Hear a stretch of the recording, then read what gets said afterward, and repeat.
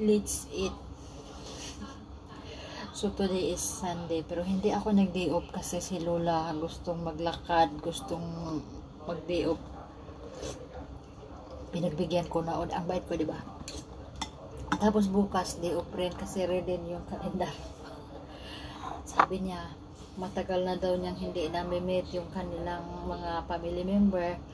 Kung okay lang ba daw sa akin na hindi na ako mag-day off bukas, babayaran niya ako, binayaran niya ako ngayon, bukas babayaran niya ako. So, gipit na gipit talaga yung Inday. So, nag-uuna rin ako, di ba? Mainit kasi sa labas. Nung pinadiop ako ni Lola nung Friday, na ano ako doon, yung ba na, sobrahan ako sa bilad ng init. Nag-iba yung aking kulay, di ba? Lalo akong gumanda. Uy, Kuya Juan.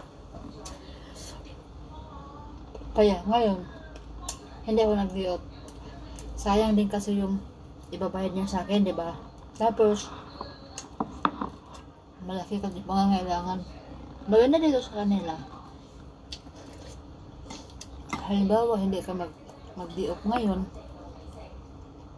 urada ibibigay niya yung bayad. Kaya, ito yung nagustuhan ko. Dati, okay din naman yung anak niya.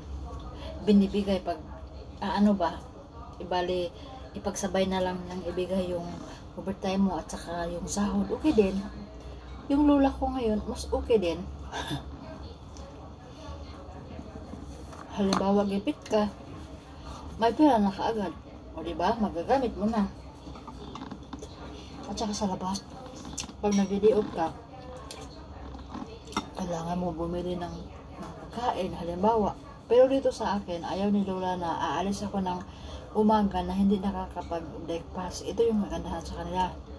Tapos, yung problemahin ko na lang, yung aking pang lunch at pang dinner, magastos dito, kaya lagi ako nagbabahon.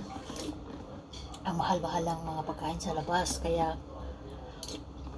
sa isang buwan ang daming holiday. Kung normal lang na holiday, pag walang red extra, 4. Pag minsan naman sa isang buwan ilang red. Ngayong buwan sa 2, 3 red, o di ba? Pag hindi ka nagtipid, ay nako. Pag one day millionaire ka, isang holiday mo milyonarya ka, iwan ko lang pagkatapos ng kontrata mo.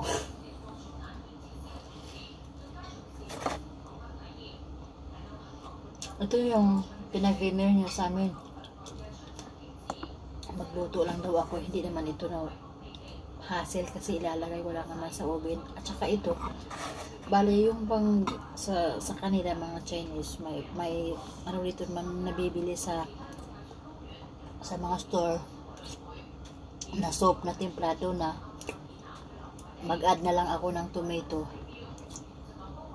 at saka tubig. So, hindi na siya hassle.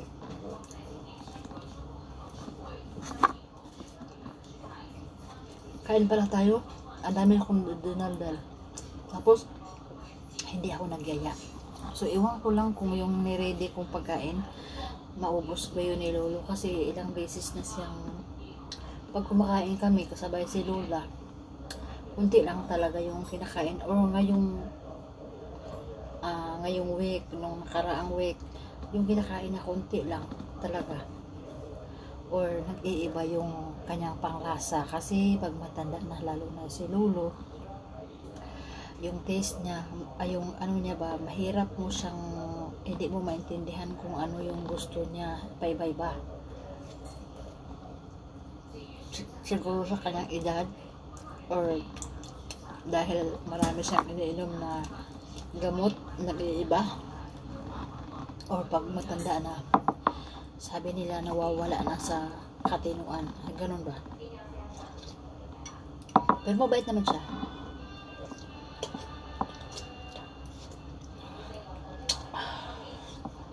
Init.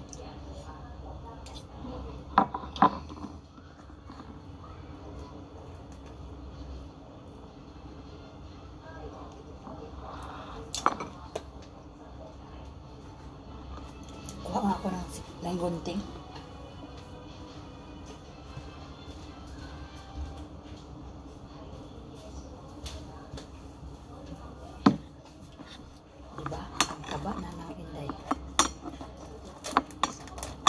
kasi ako. Matakaw ako sa pagkain. Pag may gusto akong kakainin ko talaga. Hindi ko talaga pipigilan yung sarili ko, manaba man ako o mamayat. Pag may gusto akong kakainin ko talaga.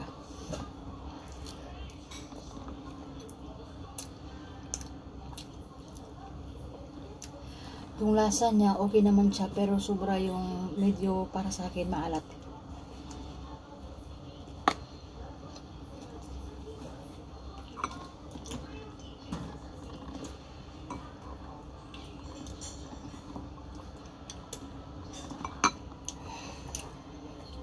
Medyo sobra siya ng timpla sa asin o sa cheese.